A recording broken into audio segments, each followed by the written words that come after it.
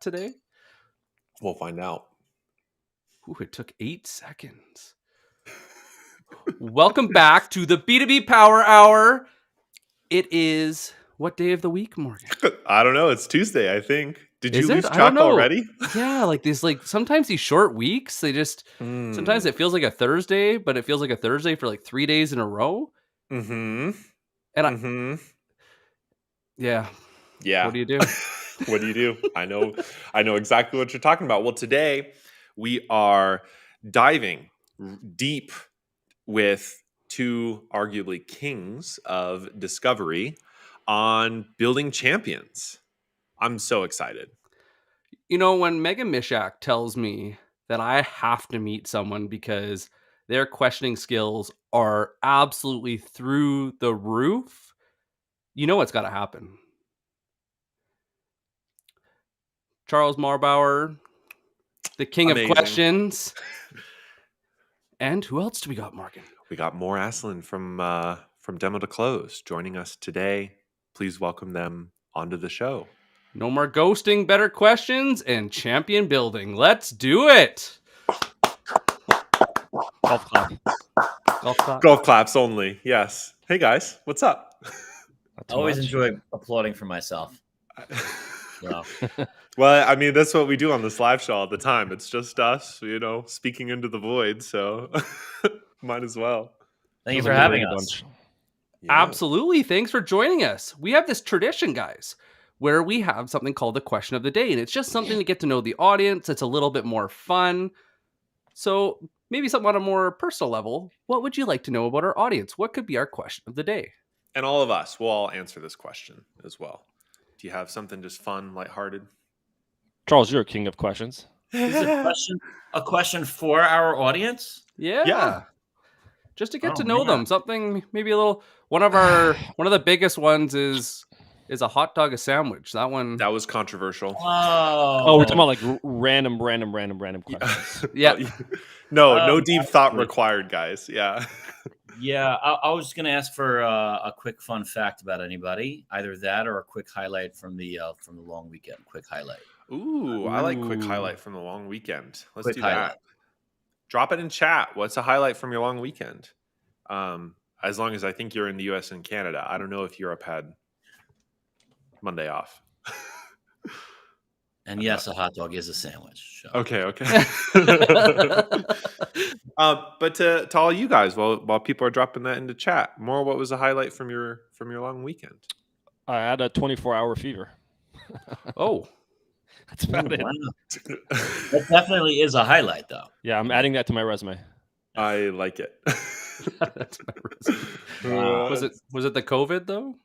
No, it was just a random fever. I have two kids, so one of them caught a cold, got me sick a little bit, and then I had a baby. Someone had a baby.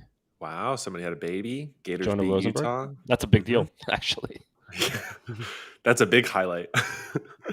How about you, Nick? What was the highlight? So I invested into the Hillmaster 5000, also known as Zoe, my dog.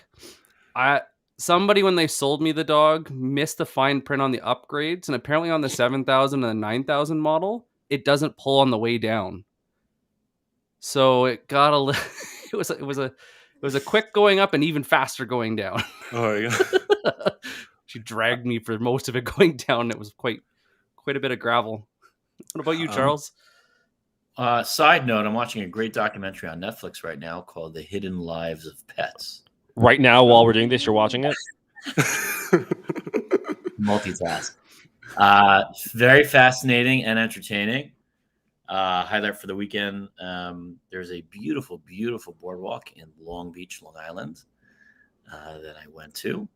And that was a highlight of the weekend for me. It was a beautiful, beautiful weekend over there. Sounds like an adrenaline rush. You know what? It was an adrenaline rush because I had some fantastic smoothies and some Carvel ice cream. So more of like a sugar crash, but was really, really solid. So Mor, I'm sorry that it wasn't the same highlight that you had over the weekend, but yeah, nothing can beat a 24-hour fever. I mean, that's like, as good as it gets. Things are heating up. That's great. I had What did we do?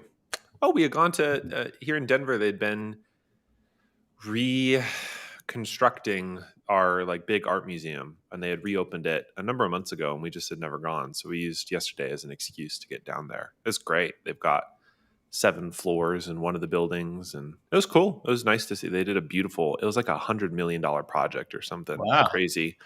New welcome center, new event spaces, all sorts of crazy stuff. So that was fun. Wow. Plus some beer. Plus some beer. Yep. Do any of you watch football or no? I'm not a football guy, no.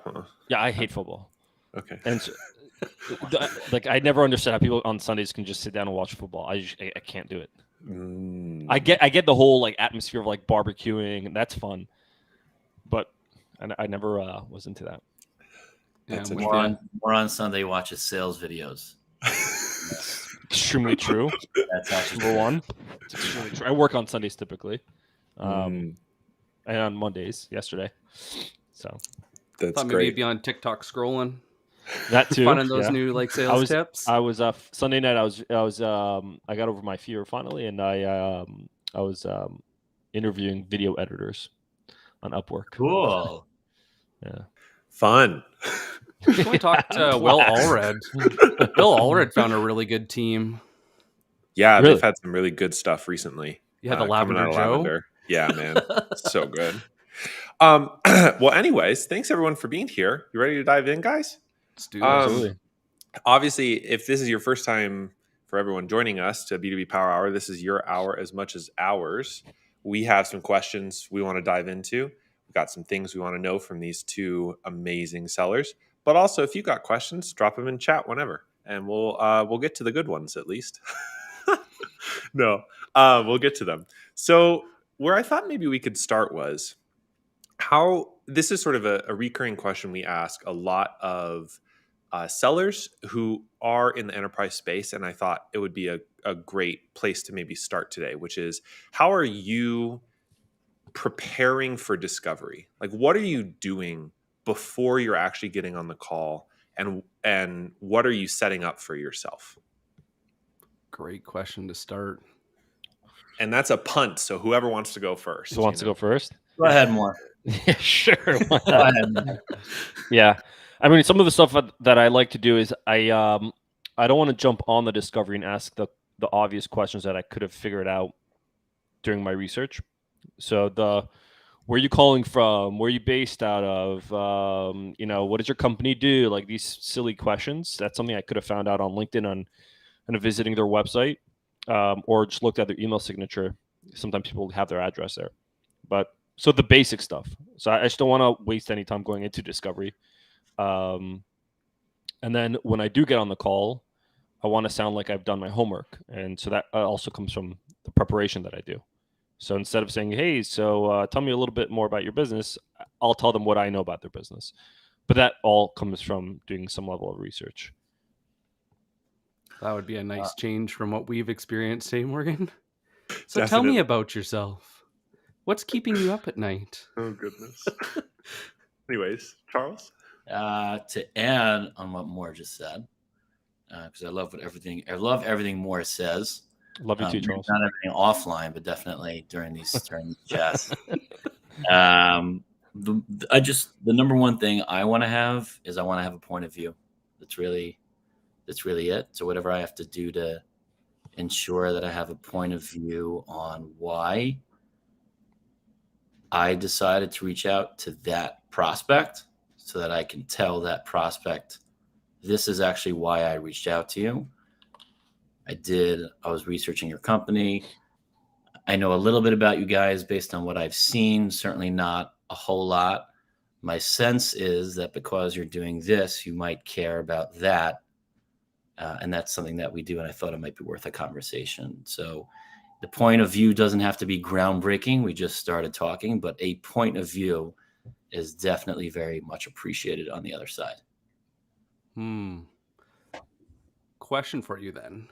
When you work with your SDRs, do you teach them to look for anything when they're prospecting to start building that point of view? Like, do you give them kind of like a cheat sheet of things to look for so they actually have proof, or what does that look like? Yeah, we've created assets for them kind of like a checklist, if you will, in order for them to make sure they do not skip their own steps when conducting research, so that they can come up with their own point of view. So we give them the ability to go ahead and do that and make sure they're doing it in a structured and thoughtful way. At the same time, not all prospects are created equal. Point of view is worth doing for some prospects. It's not worth doing for others, depending on scalability and personalization and all that. So that's how I think about it. And that's what we do here at CB Insights. That makes sense. Juice worth the squeeze. Yeah, Exactly. I heard a great quote that my girlfriend shared, who loves playing pickleball. And an elderly woman said, "The ball ain't worth the fall." So same. It depends if you're playing professional or for fun. Like when I used to play basketball growing up, and like I used to take it very seriously, or somebody else would take it seriously, and they'd like it's dangerous, like street ball. Like, dude, you're not in the NBA. Relax. Just More plays to win. I respect that. So what's interesting to me about this, and I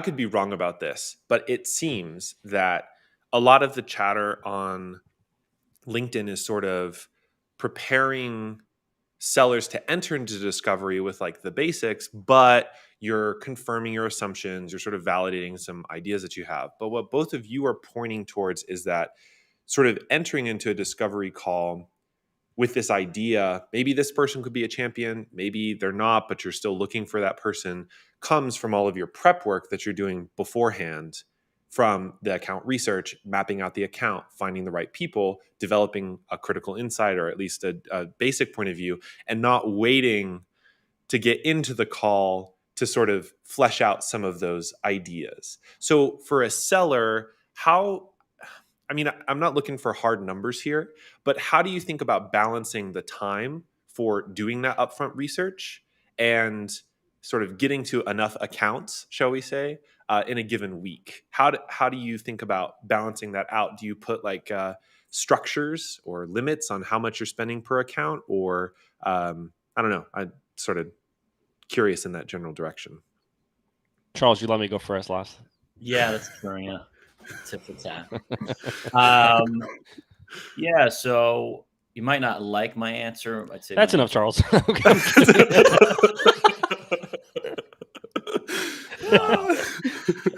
You'll get yours, Mor. You'll get yours. 2 bullet points. Listen, the first thing is, right, personally, like when I coach reps, I always tell them, like, listen, I'm giving you the ingredients to enhance your probability of success.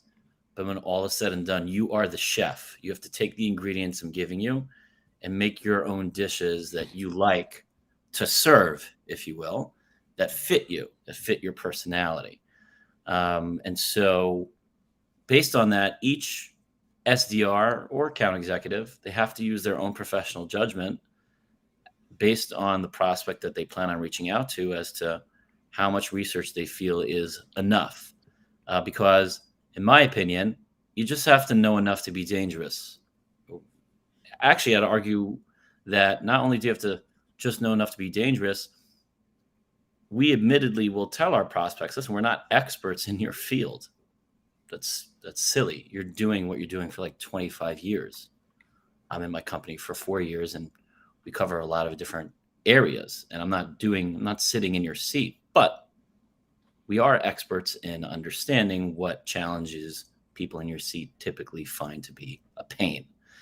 So based on that professional judgment, rolling into bullet point number 2, it could be anywhere as little as 15 minutes to an hour, especially depending on how much information there is on the prospect. Sometimes organizations that you're calling on simply do not have enough information out there, or are not as active. So it's case dependent, but at the same time, you should feel comfortable saying to yourself before a call, I know I'm pretty confident in knowing enough to at least start a thoughtful conversation. But how much time? I gave numbers once. Numbers. At one point you said something. I was like, Charles, I don't know if I agree with that. But then you said something else. I was like, okay, I kind of agree. More. By the way, you don't have to agree with me. You know, you can disagree. Yeah, I think we've established that a long time ago. Yeah, I think it could be anywhere as small as 15 minutes to an hour. Yeah. So I agree with that. There's a couple things that I was thinking about. One, in terms of like preparing for the discovery and the mindset of it, is try not to go in. I talk about like assuming the sale. Like once you've done the demonstration and the follow-up and the multi-threading, at one point you have to assume the sale with this mentality of like, all right, it looks like it's a fit, so let me just go in with the confidence that it's going to close. But when you're going into discovery, you actually have to unassume the sale, meaning go in not assuming that it's going to be a fit, assume why it wouldn't be a fit. And so you're going in almost to disqualify the prospect.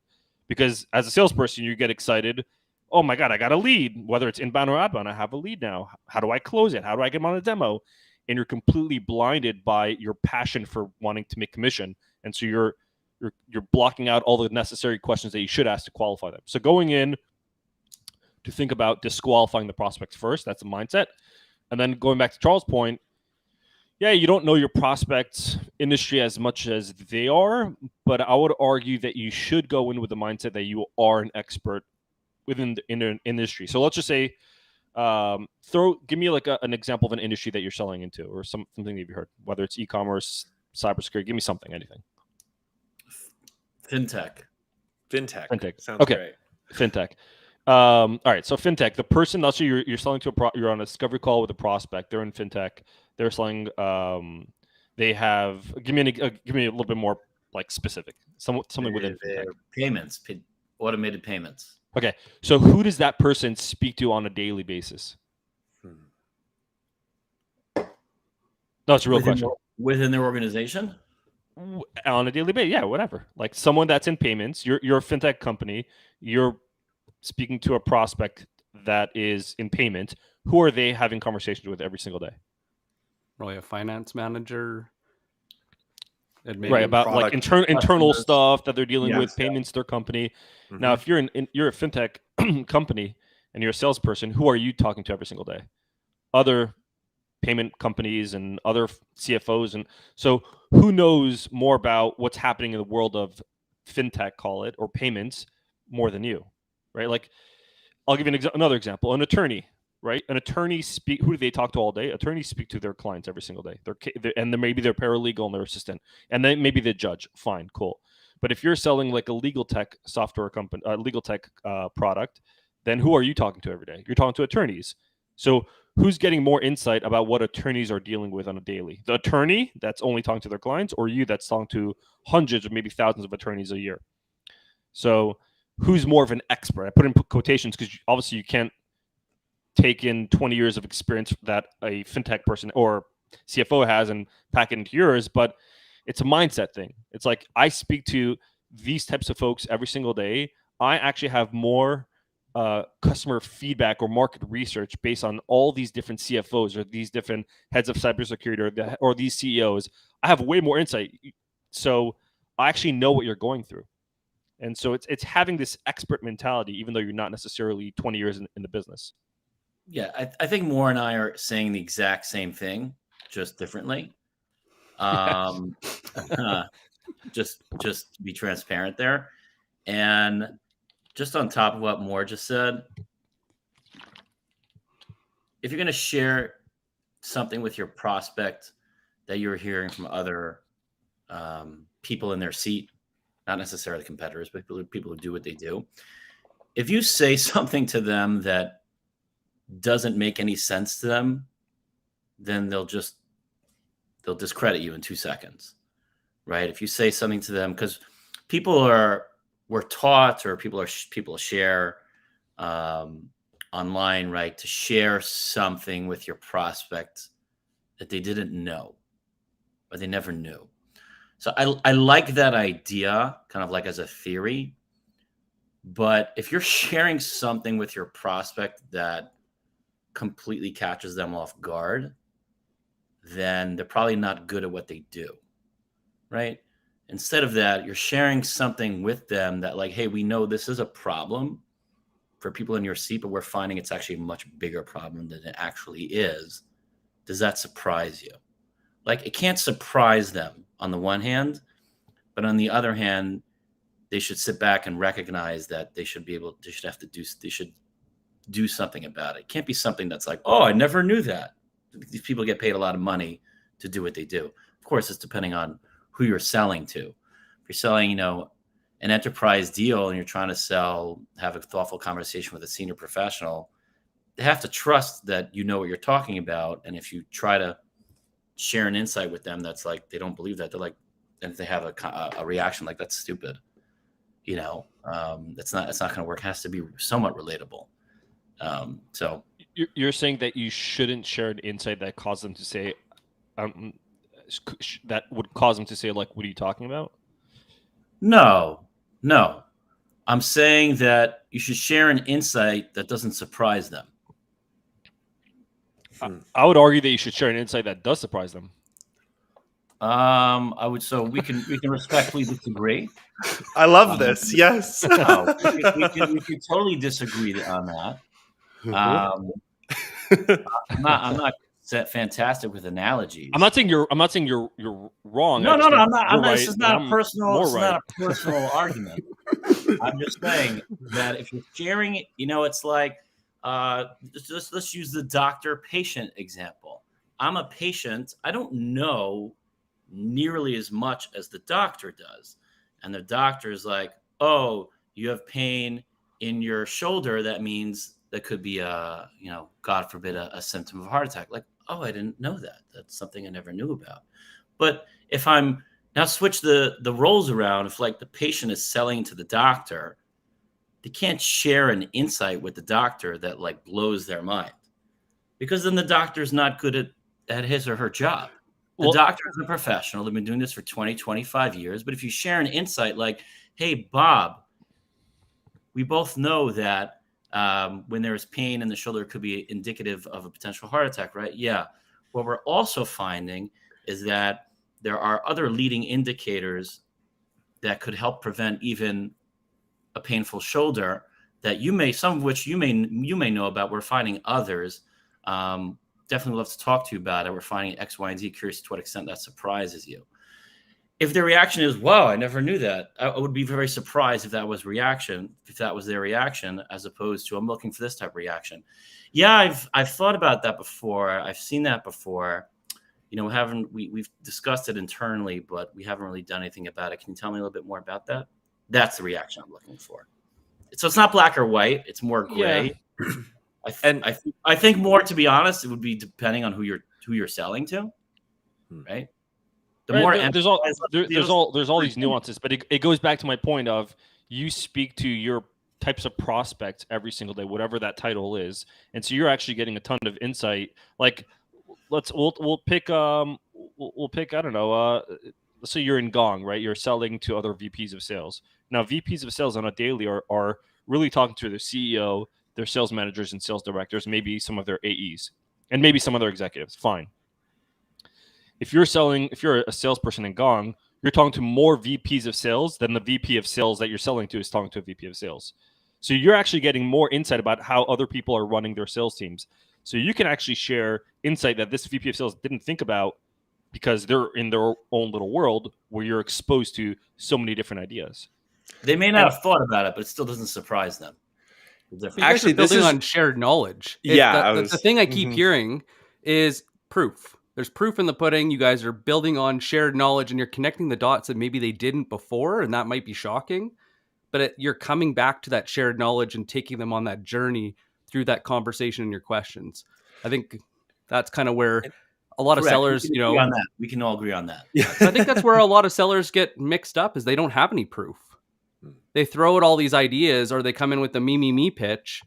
And because there isn't that shared knowledge, I think that's why they get shot down. They're like, why is this important? Why are you reaching out to me now? Why would I change? Like, why is this important? And I think it's what you guys highlighted is that you're answering that right off the bat of, this is why. I think I heard Moore speak about this in a conversation on a different podcast. I may be making this up, but I think Making it up. there's definitely more. Moore said, like, you and the prospect always have to know, why are we still talking? Period. This is why I'm still on the phone. Why are you still on the phone? Every phone call, why are we still talking? Why did you want to take this call? Why do you want to take another call? Why is it worth, bringing on other folks on the team? That why has to be there, throughout. And I want to tie this in because we've had some good comments. That was what I was going to say, and also to the topic of today, which is that what I suspect, sort of on the surprise side, Charles, is that you have this mental model or tacit knowledge that people who are like, I've never heard that before, are probably really bad champions. And they're not going to continue moving forward the deal. They may shut down the conversation, they may be resistant, et cetera, et cetera. And I like the way that sort of you both are addressing on either side of this, what Nick was discussing, in that you're bringing insight to the table, something that's interesting to them, maybe something they haven't connected the dots yet, but it's still new, just not shockingly new. And I like what it sounds like is you're listening for a balance in the response. And so even to sort of step out of the specifics of surprise and shock and all the rest of it, when you're on a call with a prospect, what are you listening for to begin to identify whether this person could be a champion for this deal? Obviously, challenger language calls them mobilizers, but however you think about champions, like, what are the things you're listening or watching for to say, yes, this person might be able to help carry this enterprise deal across the finish line? My turn? Yeah, Mor, your turn. Appreciate it. Couple of things. I'm listening to their tonality. If they sound timid or confident, it's a really important piece. Their body language. If they're answering my questions with like certainty, conviction. A lot of times you speak to somebody that is not the champion that you think is a champion, and then ends up being like the assistant of the champion, right? And then they're answering like, "Oh, it's a good question," and they give you a very broad, vague response, and then they sort of brush you off. And so if they can't answer the difficult questions or the questions that are like the pillar questions, those are some signs. Basic stuff. Nice. Surprise, Charles? Is that it?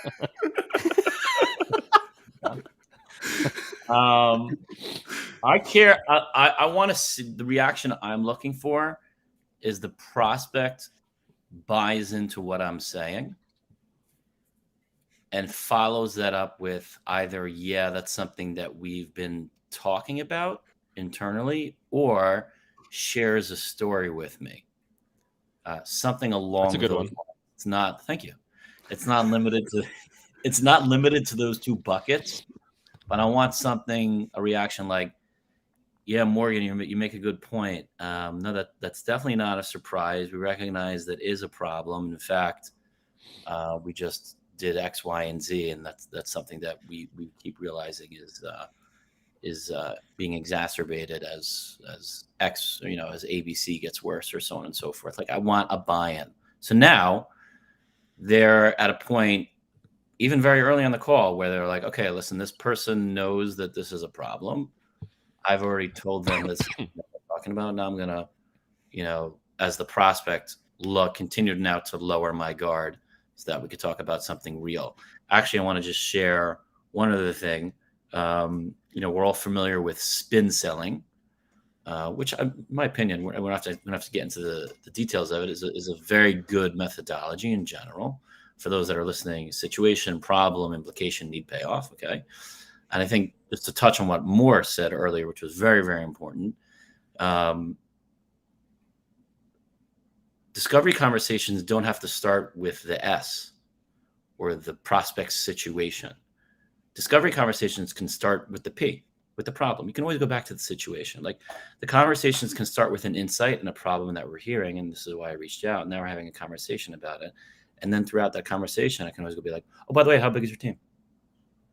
Or, like, do you guys use any tool? Like, it doesn't have to be in that specific order. In fact, today, if you're starting off with insights, problems, what you're hearing from other people at the beginning of the conversation in any which way you feel is most appropriate for your prospects, then you can always go back to the situational questions. That's easy.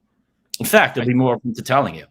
Yeah, a couple of things. Number one, I 1000% agree with you. Finally, Yeah.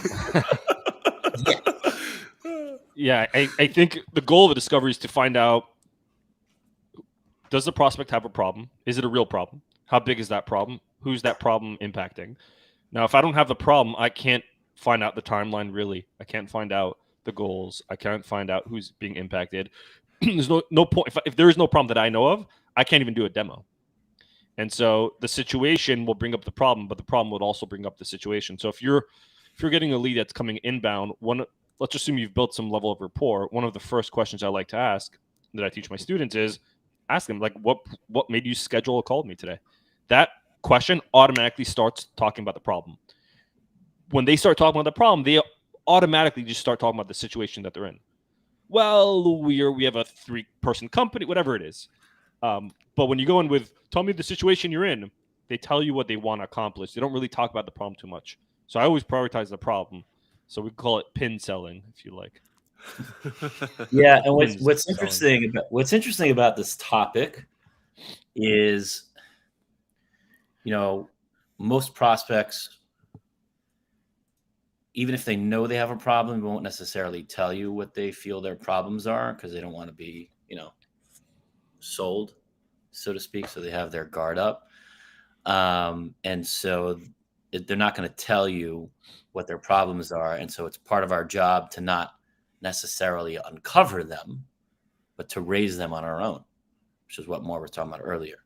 Like, I'm not going to rely on you, Nick, Mr. Prospect, to tell me what Nicholas, pardon me, Nicholas, to tell me what your problems are. I don't care. I'm sure we'll find out whether you feel comfortable enough to tell me what they are or what they're not. But I will tell you what I'm hearing problems are from other people and ask if you think it's worth talking about. Because if one of them resonates, that's great. If none of them resonate, that's also fine.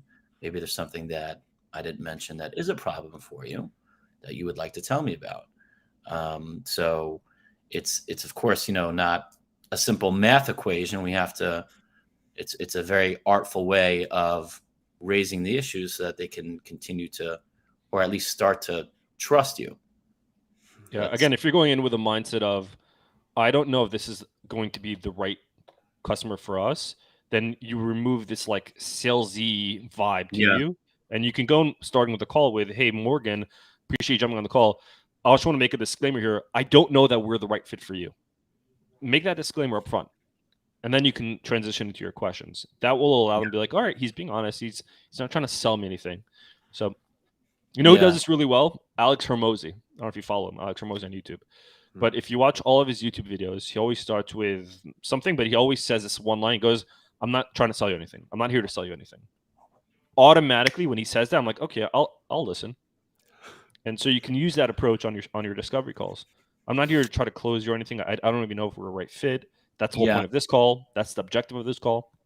Yeah, I think in general, of course, there are exceptions to every rule. Sales professionals might be worried that the prospect is skeptical of them.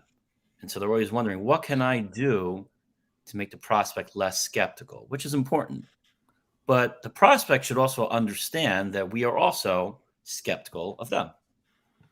And that's why we're having a conversation. Not everybody that we speak to is a fit for what we do. And not everybody we speak to, are we a fit for them?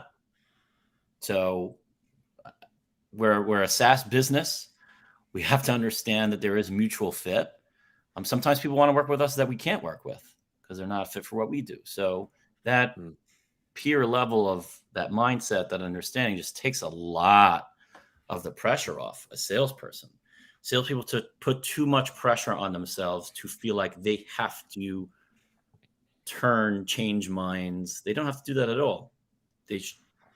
Best thing to do is for them to express like, hey, I don't know if you're a fit for us, but let's talk. And that takes a lot of the pressure off everybody. I just had a dinner the other day with with someone, a CEO of a company, and we had a blast just to like network and talk and kind of get a sense of what we're doing with our what we're doing in our professional lives. And there was no agenda to the meeting. There's not like, I'm here to accomplish this, you're here to accomplish that. It was just like, let's talk and see if there's reason to talk more. And it was just a pleasure, and people will share more on both sides. So I think you can take that level of mindset, but approach that on a sales call where you have a quota and you're like, yeah, let's just see where this goes. That could be also. There's a healthy balance. Isn't that kind of like networking though, where what you're trying to do is find that shared narrative and seeing if like what they're telling themselves aligns with something that you can solve. Like when you go to networking, I always call it the race to commonality. So you got to hit on those common points where they get excited and lean in. I do wish that somebody would have told me when I was younger and selling that if people always agreed with everything I said as a prospect, that I'm talking to the wrong person, because that burned a lot of deals for me, talking to talkers that were excited to go and meet with me, wanted to share a bunch of information. But I think what we talked about earlier too is I always look for somebody that kind of pokes back and like tries to go and, are you sure? With however they say that in their questions. I think that's missed by a lot of junior sellers, because as soon as they get the pushback, they're like, oh shit, like, I was wrong, but not realizing that they're actually in the right spot. Now they need to dig in. Yeah. Ironically, I would agree with that. No pushback? What? I don't know. It's funny. I once had this call with a prospect who, liked we had a productive discovery conversation or intro call, and he didn't want to see a demo. And I said to him something like, something along the lines of, got it.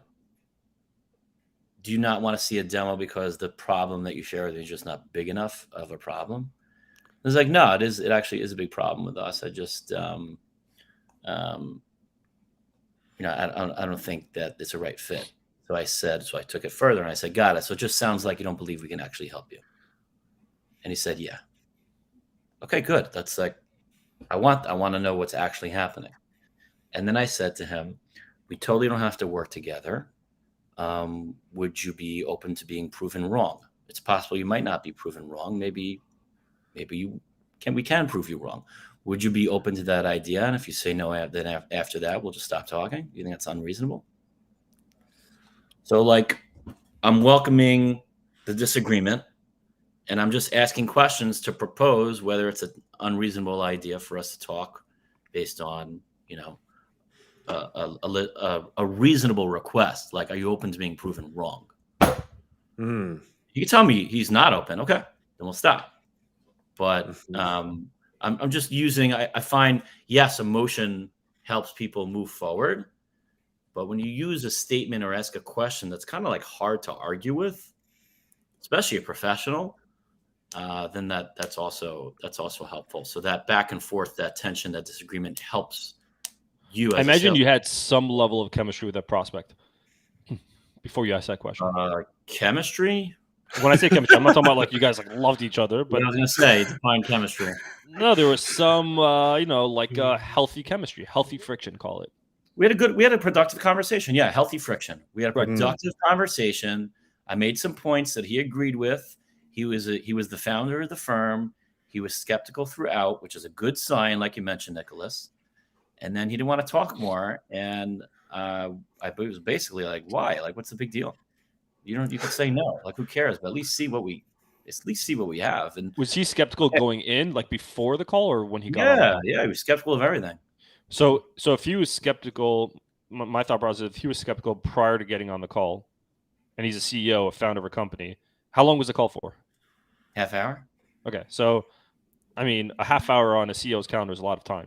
And so if you're skeptical, well, it was booked for a half hour. He could have left after 10 minutes. Right, but regardless, like in his calendar, he had a 30-minute calendar block, but he was going in being all skeptical. Like, a founder or CEO doesn't book a call just so he can be proven wrong. What I'm saying is you're right what you did. I'm just sort of like adding to your point, is he went in with the mindset of I'm skeptical, but he also went in with the mindset of prove me wrong. Because otherwise he wouldn't have booked anything on the calendar. No CEO wants to waste their 30 minutes of time. It's too valuable. I like what you're both pointing to, even as it like in this broader umbrella, which is that you're unpacking, you're doing your best. This is something I think Nick and I see a lot with junior sellers who are more new, particularly in running enterprise deals, in that you're really working to try and model what the prospect is thinking. And you're never 100% right, but you're trying to get to that 80, 90%. You're unpacking. Why do they take this? Why would they take this call? Why would they be interested, especially on outbound compared to inbound? How can I connect those dots before I even get on? Because then it leads to a more productive conversation. And I feel like that's something we hear gets missed a lot, where they're like, oh, it's great. I landed this prospect. We're going to have a great conversation. And then they never spend any time thinking about what's in it for them. They're just the excited seller. Right. Yeah, go ahead, Mor. Yeah, okay, I'll go first. We'll talk together. It's funny because SDRs will sometimes approach me and say, hey, Charles, what do you think about this email? And before I say anything, I'll ask them a simple question, and I'll say, if you got this email, would you respond to it? Not usually. Oh, I can't. I don't remember anybody ever saying, yeah. They always say, no, I wouldn't. So I'll say, okay, do yourself a favor, rewrite the email and send it to yourself in your inbox. Act as if like you're the prospect, open it up, read it. And if you say to yourself, wow, that's a badass email, then you have your answer. I thought you were going to say, do yourself a favor and pack your shit and get out of here. I cold prospect. Like, I get most of my leads inbound, but I still cold prospect. One, Charles thinks I'm crazy for saying this. You've said it before, but I find it fun. It's copywriting, in my opinion, and I find copywriting really interesting. What did I want? Oh, so when you get a lead that came from some sort of outbound activity, if you've cold emailed them, and you get on the call, I think the mistakes that a lot of reps make that they're not really trained for as much as they should is they're treating that outbound lead as if that outbound lead was an inbound. So they're going in and be like, hey, so what brought you over to XYZ company today? If the prospect is polite, they'll keep their mouth shut and be like, oh, and they'll tell them the problems. But if they're pretty blunt, they'll say, well, you reach out to us. Exactly.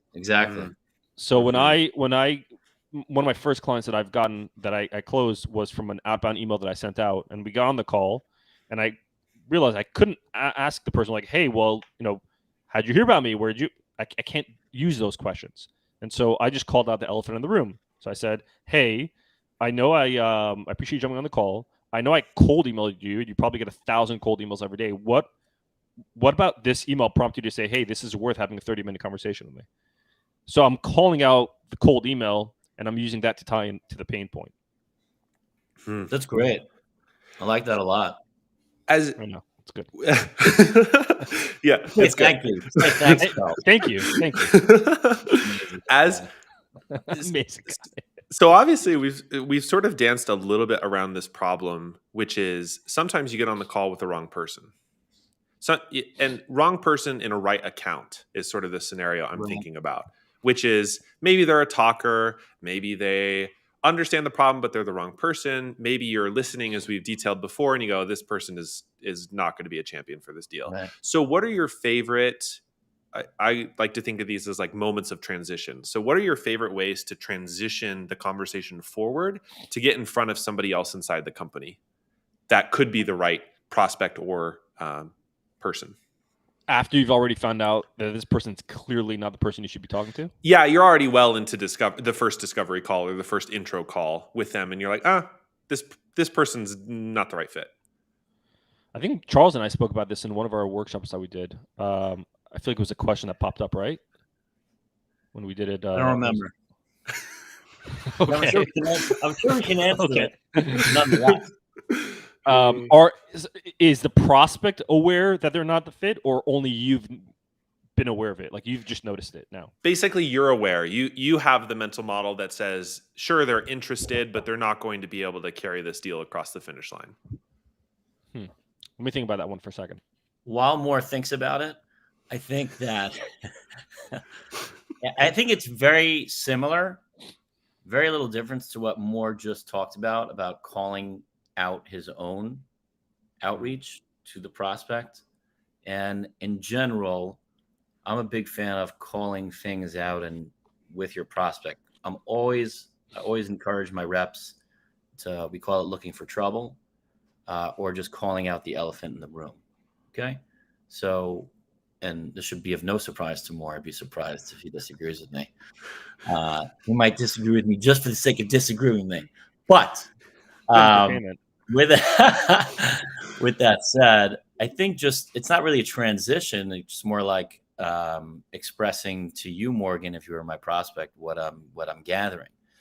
So, Morgan, I appreciate what you've been sharing with me thus far. My sense is that, correct me if I'm wrong, that you may not be the best person to, or you may not be the right person to speak with about the topic that we're discussing. It sounds like there might be some other folks in the organization that would be focusing on this a bit more.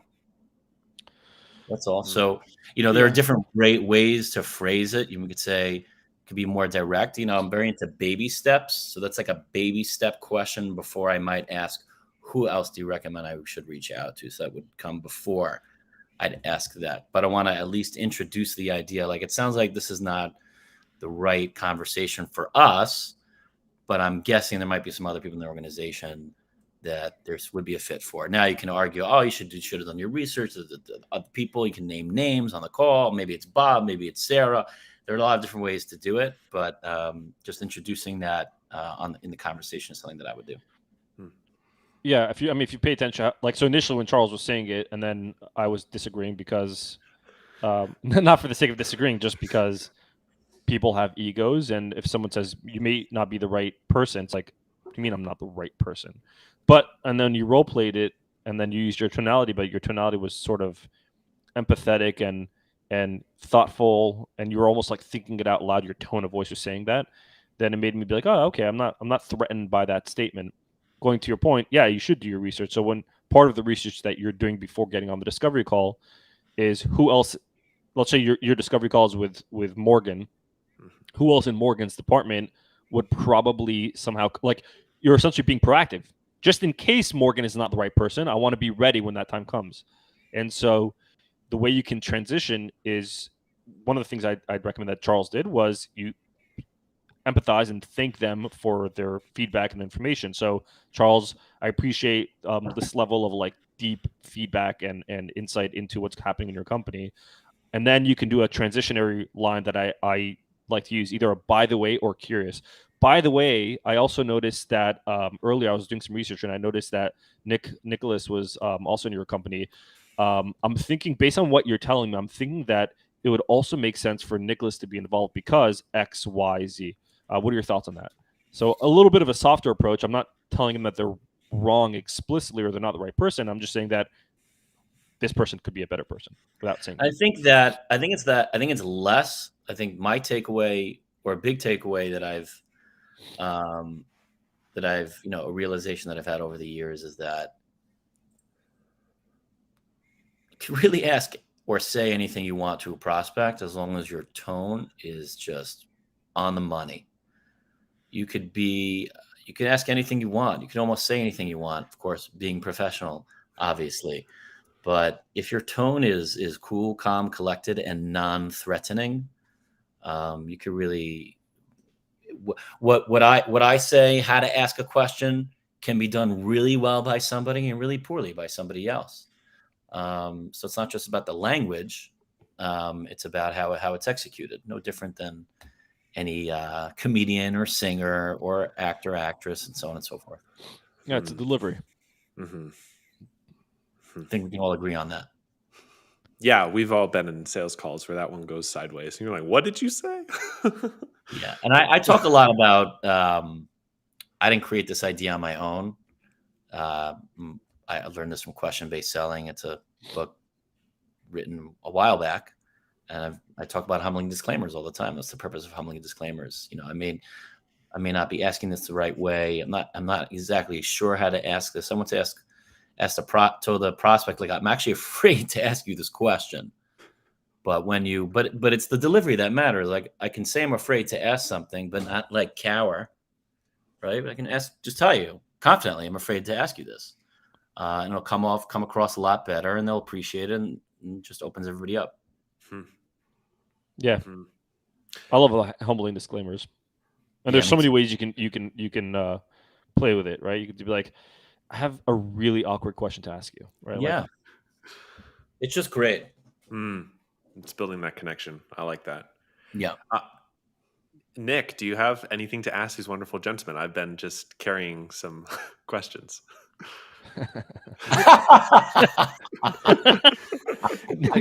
Nick, piece of shit. I've been doing all the work. No. As you guys are talking, as we talk about champion building, funny enough, because I love prospecting, it keeps going back to prospecting. And I think about how many times I've started on the wrong foot because I didn't prospect enough. Like, when my account research didn't go deep enough to have something worth talking about.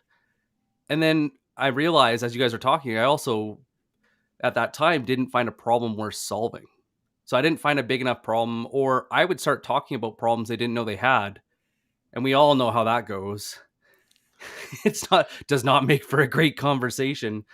But I think this is like the big thing right now with sales being so automated and teams being separated from SDRs to AEs, is that we really have to pull this together so that it is that clean process, so that the reason I'm reaching out is the reason that I'm diving deeper in discovery. And the reason why, I'm having more meetings, like you said, somebody had said earlier, it's like a first date. Both parties need to decide if they want to have a second date, not just one way. And how true is that, right? And every time you guys talk about like the different questioning skills and building that value hypothesis, and like Nate Nasrallah, I always love how he talks about nailing that problem statement and the impact that it has on the organization. Unless that we have that idea from prospecting and continue that momentum into discovery, I think that's one of the biggest reasons why deals stall, is we lose that momentum. So people default to risk management. They're like, oh, actually, I need to pull in Paul. And actually, no, I need to get Bob. And the next thing you know, you got 17 people on the buying committee, and they just sink the ship because they're trying to throw bodies at it to try to go and end it because they just don't feel comfortable making a decision. Yeah, I think deals stall for two reasons. One, we'll just label this as objections, things that the prospect has seen throughout the sales motions, maybe the demo, maybe the follow, whatever it is, that sort of makes me feel a little bit uneasy and unsure about your product and your solution. And then there are things where they are not objections, but conditions. A condition is something outside of your control that happens in the organization. I learned this when I was in real estate in Keller Williams, when I got into cold calling and door knocking. My mentor would tell me, he goes, you can overcome an objection, you can handle that. You can't overcome a condition. So an example of that is someone is selling their home because they are moving to, I don't know, California, and they're selling their home in Miami, and they need the money from the home to buy their place in California for a new job. Okay, that's a pretty motivated reason. Great. Prospect is more likely to buy if you can solve their problem in a very fast way. All of a sudden, that prospect finds out that they lost a job and they're not moving to California. There is nothing you can do to get them to sell the house or to work with you. Nothing. That is a condition you can't overcome. So I think it's important that when sellers are trying to push the deal forward, they can't just think of, oh, what objection does the prospect have about our product? They also have to think about what's happening internally. If the company had like mass layoffs, then a couple of things happen. The people that are still employed are probably taking over the job of somebody else that was laid off. So they have less time to focus on what used to be a priority, which is your solution. And now they're more about, let's not let the ship sink. And so now they're focused on other jobs. And so I think it's a VPs of sales and sales managers and founders and CEOs' fault for putting this ridiculous pressure on sales reps. For like, you got to close the deal no matter what. They said that this was the time. Yeah, but shit happens. Like, life happens. You know what I mean? You know how many times I was 2 seconds from purchasing something, I was like knee deep in like doing the research. I was like, all right, I'm making a decision. I slept on it, and then like the next day something else happened in my business. I was like, all right, this is no longer a priority. Let me shift focus. Like that happens every second in a company. I worked as VP of sales in the startups. I know what it's like. And then it sort of dies down, and then over time it builds over time, and then shit happens again, and the CEO is like, why didn't we fix this a long time? Okay, get on the call, and then they're back to being motivated again. And so I think being mindful of the prospects like buying environment more than your selling environment. Yeah, as Mor is talking about that, it's like, in general, you have to have three things in order to even think about having a closed deal, right? The prospect has to have, obviously, admit to a problem. The prospect believes that the problem is big enough that they actually want to solve for it. That's number two. And that the third item is that what's that? Why you? No, they have a problem. They've decided they want to solve for it, and they believe that I guess you could say, argue it's interrelated to the second one. The impact is actually big enough for them to react, right? Because it could be a problem, but the problem's not big enough, and so on and so forth. But to Mor's point, the problem is based on a condition. Problems are based on conditions. And getting to like what is the root of the problem? Why is that a problem? That's pretty much getting to the condition. This is the condition that we're in right now, and that condition might change, and then it's not a problem anymore, or not a priority. So that's just what was rolling through my my mind. That's spot on. I also want to. I know we're close to the end, but Mor, you we should have had points, by the way. Like we should have, because Mor and I are very competitive. Like, ding, ding, ding. -1 for Mor, and like we should have created. Yeah, but we're showing each other some love right now. Yeah. Can we get I'm forcing myself to agree with you. So,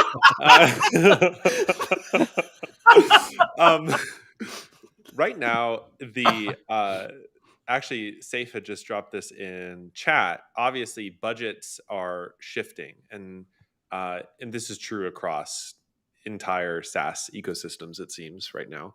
So when you think about conditions and objections, and also navigating the sale, particularly for deals, not new deals, but existing deals, qualified deals in pipeline, how much do you believe budgetary conditions inside of a company are the conditions that you can't overcome, or simply relate back to not identifying a strong enough pain and not getting that over the finish line? And I know there's probably context here in the company, but I just punt.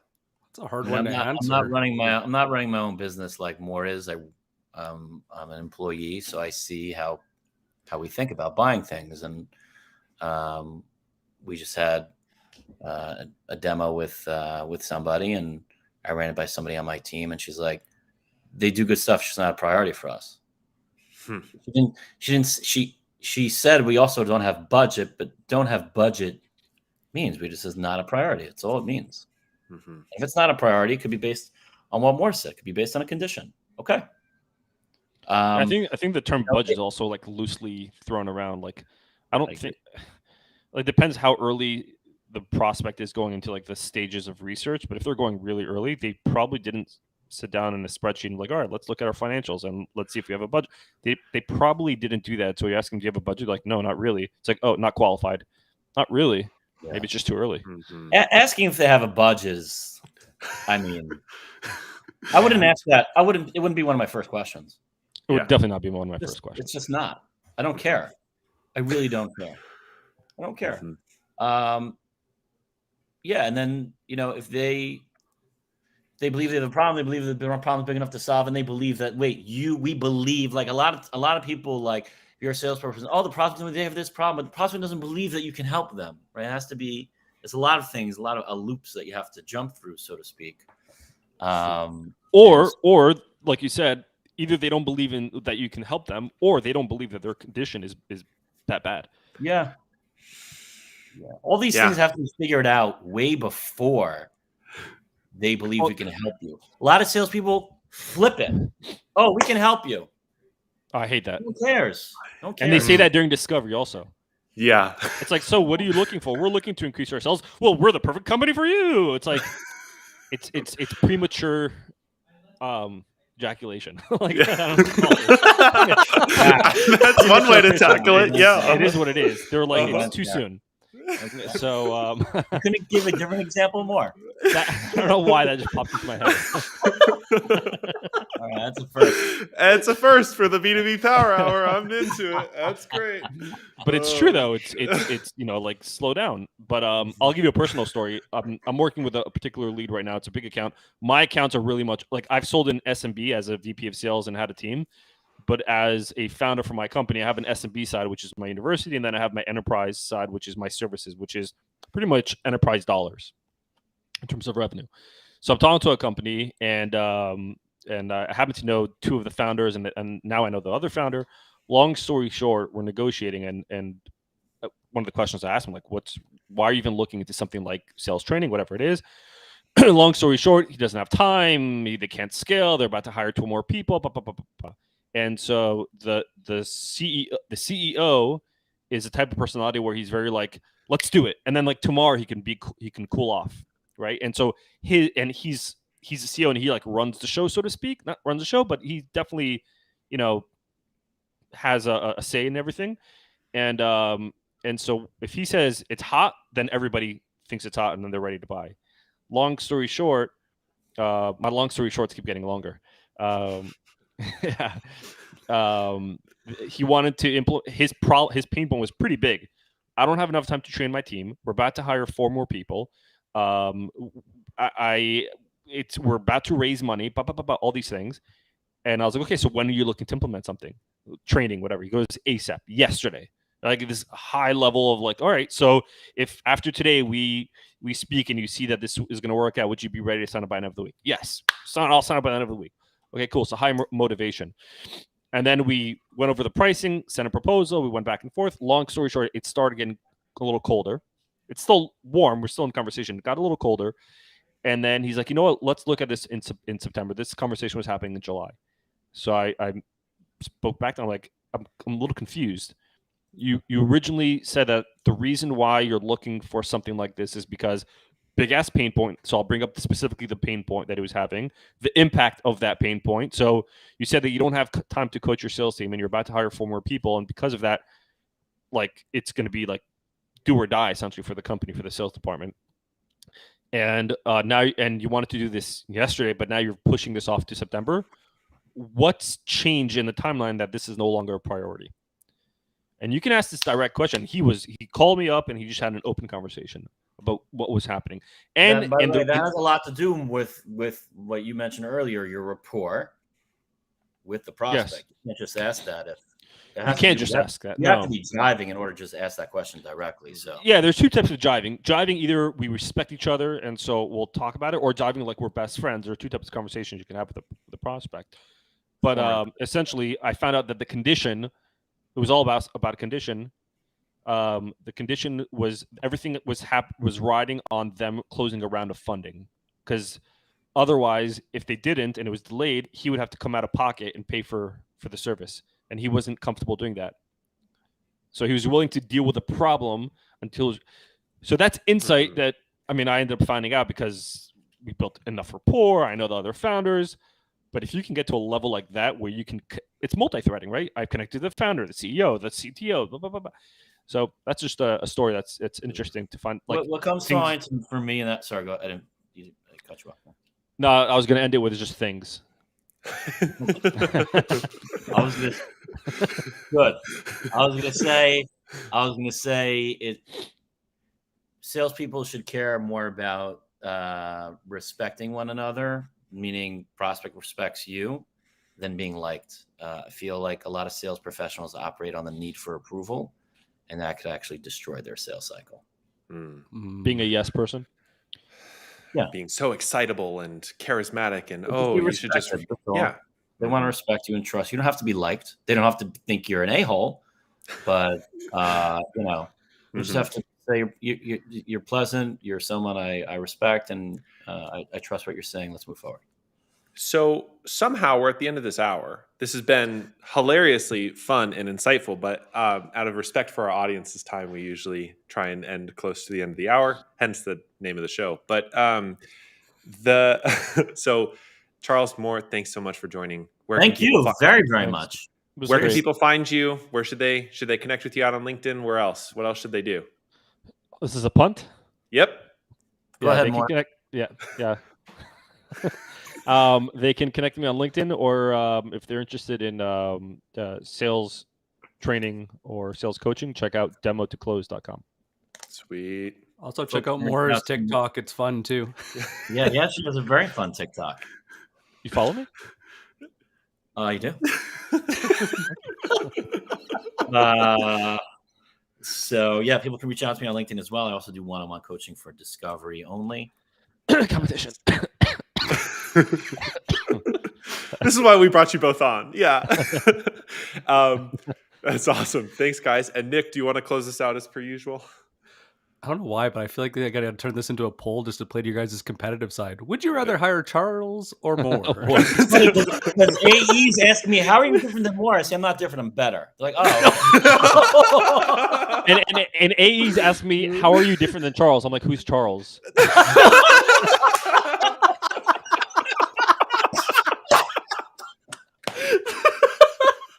Oh, wow. Oh, wow. Oh, that's so good. Wow. We could stop here. We can go on for hours. But... Nick, do you want to close this out? Guys, it's 2022. Nobody should suffer in silence. If you need help, if you're struggling with sales, if the world is overwhelming, reach out to any of us. Get in the comments, shoot us a DM. You don't need to buy anything. It is no longer acceptable for sellers to suffer in silence. So if you need help, reach out. We'd be happy to help you. And thank you so much for tuning in. And I think it's fair to say this poll's got to go live. Yeah. Thanks, everyone. Bye, Take care, guys. Love you, Charles. You.